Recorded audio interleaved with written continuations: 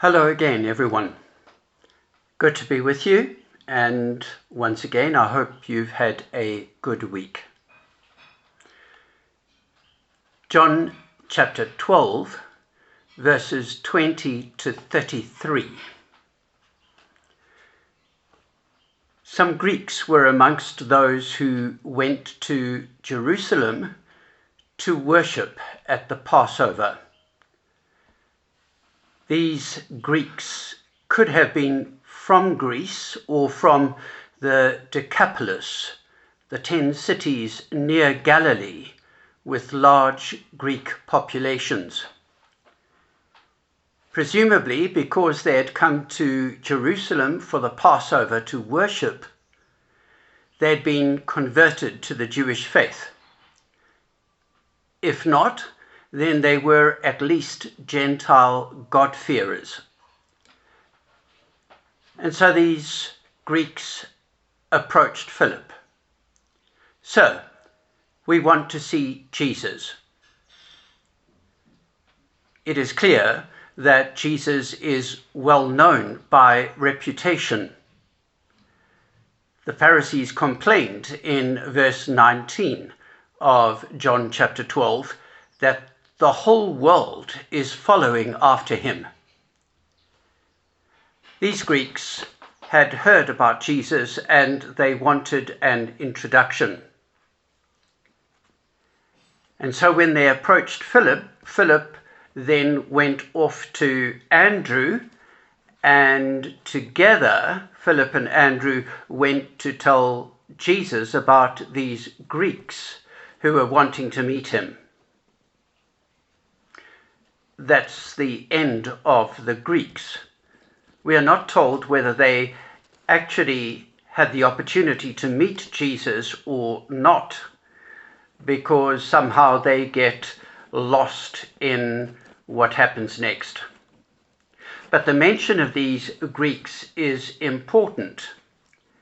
It indicates the extent of Jesus' reputation, and it seems that their visit appears to have prompted Jesus to say there and then, "The hour has come for the Son of Man to be glorified." Jesus said that when he was lifted up, he would draw all people to himself, Gentiles and Jews.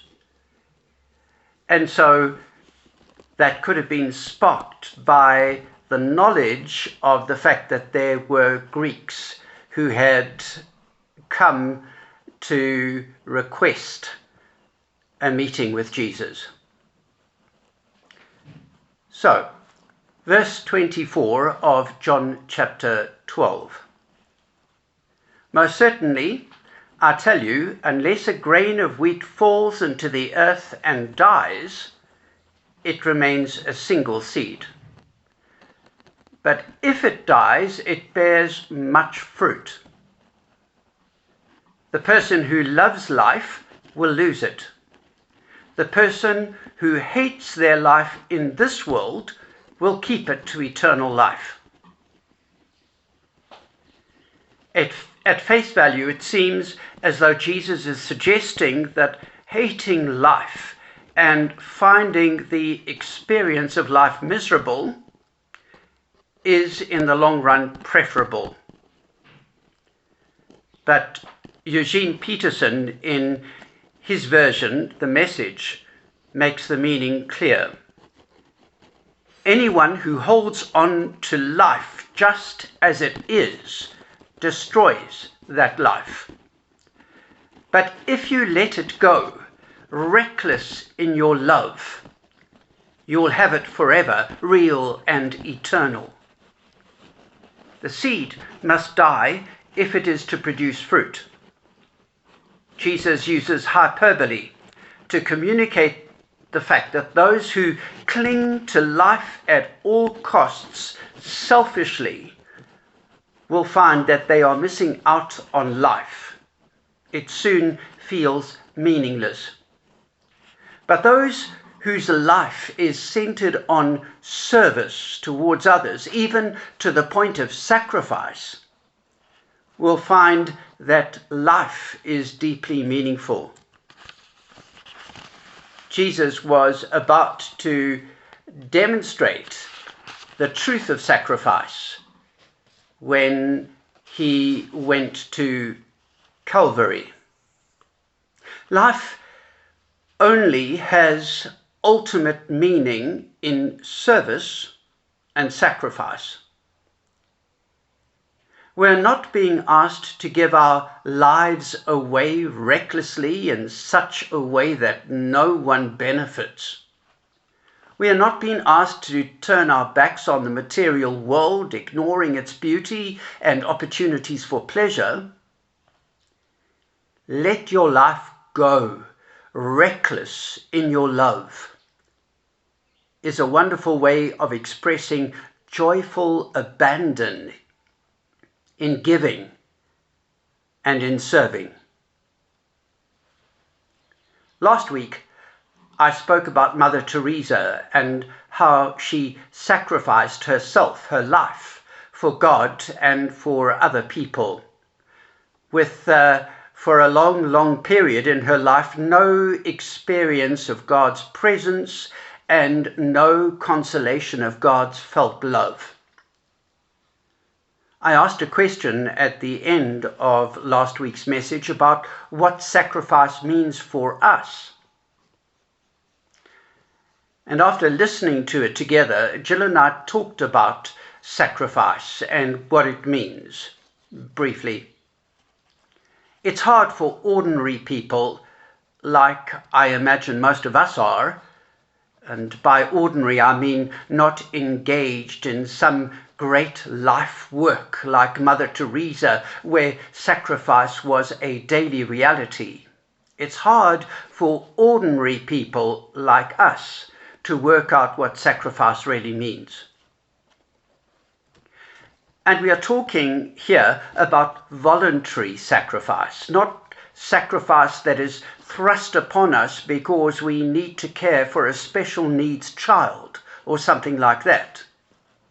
That is, of course, real sacrifice. But as much as we might embrace caring for that person willingly, it is thrust upon us by life. And we are responding to a real need that is personal. But what about voluntary sacrifice? What is it? In a religious context, it means a radical surrendering of our will to God, whom we trust more than ourselves.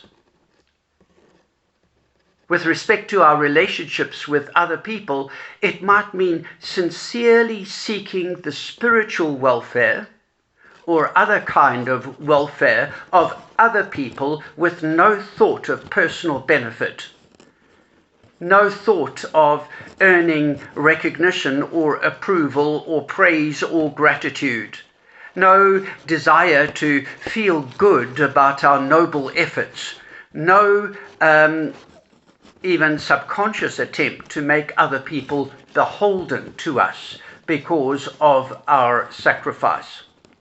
To sacrifice is to surrender something of value for the sake of something else or someone else, to be ready to make an effort which might be costly and it might be uncomfortable for some greater good.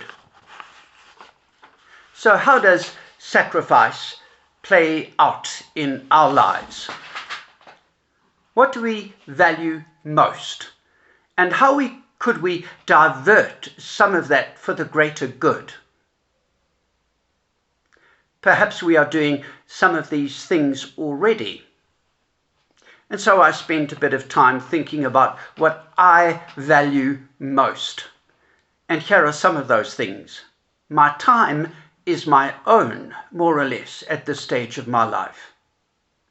I'm enjoying a comfortable life most of the time. I value writing and communicating. I like being able to express who I am and what I think, and thereby to encourage other people. I value family, of course, and friends. I enjoy being creative. I value the pursuit of spiritual growth. I love connecting with people. Some of those people I've known for years and years, and some are complete strangers, but I enjoy connecting with them, even if it's just for a moment when I'm jogging and breathless and all I can manage is a brief greeting.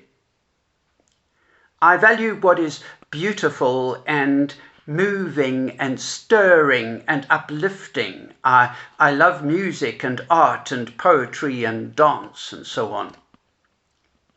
I like also, to be honest, to have control over money, careful budgeting and careful spending and investing, I hope, wisely. And I also like to take some risks. Now, I would not want to sacrifice any of these things altogether permanently. And some of these pursuits or activities, they already involve some sacrifice, and some of them involve a combination of pleasure and sacrifice. Like, for instance, preparing a weekly message for you. It requires some real effort. I have to take time to try to work out what the theme of the message is going to be. It takes effort and it takes discipline, and that's good for me, and I hope beneficial for you. I have to do it. It's a routine that I don't have to do it, but I have decided that this is something I can do and something that I want to do. And so I feel that I need to get down to it and do this weekly message. And then if I enjoy it, even though it takes some effort and some discipline and some thinking and some work, and if it benefits you, then we all win. And anything I do for my own mental, emotional, or spiritual growth affects who I am. And I think, too, that benefits all of us. If I'm sharing who I am and I am growing because of what I'm learning, then that is a good thing. And growth involves some sacrifice. Growth means having to give up the present comfort and move on to new thoughts and change and challenges. But in sharing a message with you, I'm sharing something of who I am and what I think and what I believe, and that's always quite risky. There is always the possibility of disagreement and rejection, and the possibility, very vague, I'm sure, of contempt. It's always safer to keep one's mouth shut and to keep one's views to oneself. Speaking one's mind is not always guaranteed to win friends. Often I feel quite uneasy about preparing and recording and uploading a message to YouTube. It's going public about who I am. And sometimes I would rather crawl into a corner and be unnoticed. I did that for a large chunk of my life very early on, and I was scared of taking any risks. Perhaps sacrifice is giving away something we really value. Any sacrifice we make might seem to pale into insignificance if compared with the huge sacrifice of someone like Mother Teresa or William Wilberforce, who worked for the abolition of slavery through years of public contempt and ill health. But most of us are not going to tackle life-consuming projects to benefit humanity on a large scale at this stage in our lives. So we need perhaps to spend some time thinking about what it is that we are doing, what it is that we could do that is costly and demanding and that would benefit other people. And I'm not suggesting that we write a list of things we could do which would demonstrate real sacrifice. I'm just wanting us to kind of recognize what there is in our lives already that might be sacrificial, and some of these perhaps could be developed, and maybe there are some things, new things that we could adopt. To listen attentively to someone when we want to get on with what we consider to be important business. That's sacrificial. To take on something, perhaps something trivial, to take the pressure off someone else. That's sacrificial. To make an effort to become more aware of the situation and the suffering of a group of people and see whether there is any way we can alleviate that suffering.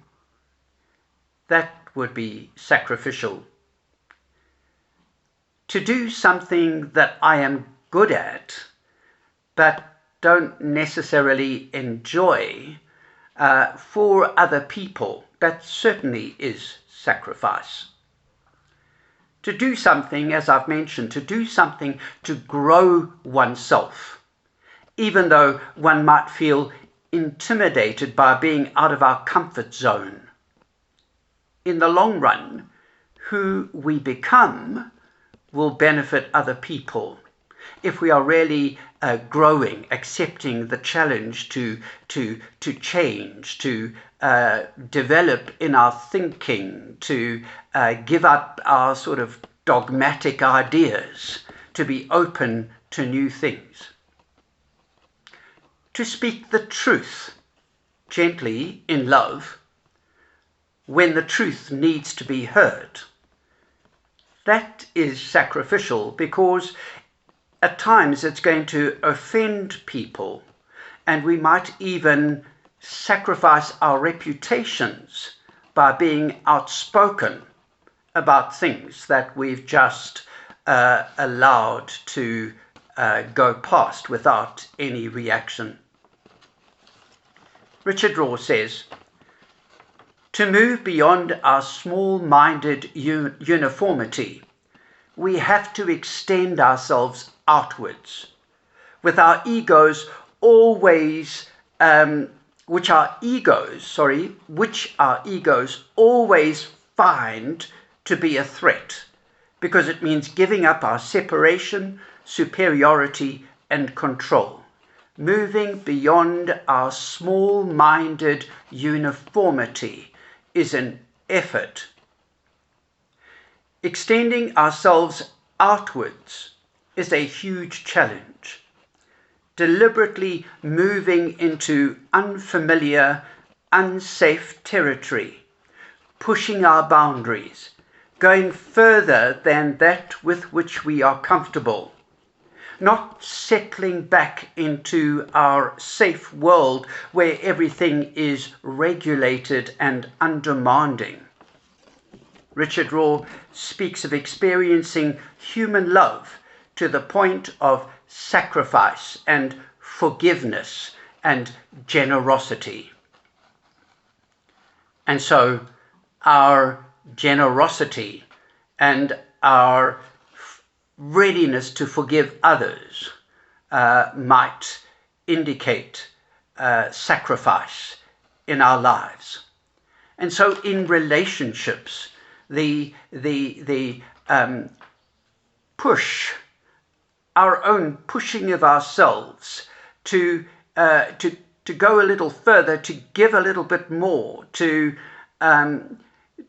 take some risks, to go into unsafe territory, that could be a really good thing. And so today, in conclusion, I would like us to continue to think about this whole concept of sacrifice and to discover whether it plays a role in our lives and whether we are prepared to give ourselves sacrificially to God and to other people, family and friends, and beyond that to people we don't know, to test the boundaries of love and care and compassion and sacrifice. And let's continue to live with this theme as we continue drawing closer to the week of the Passion and the death of Christ on Good Friday. Amen, and God bless.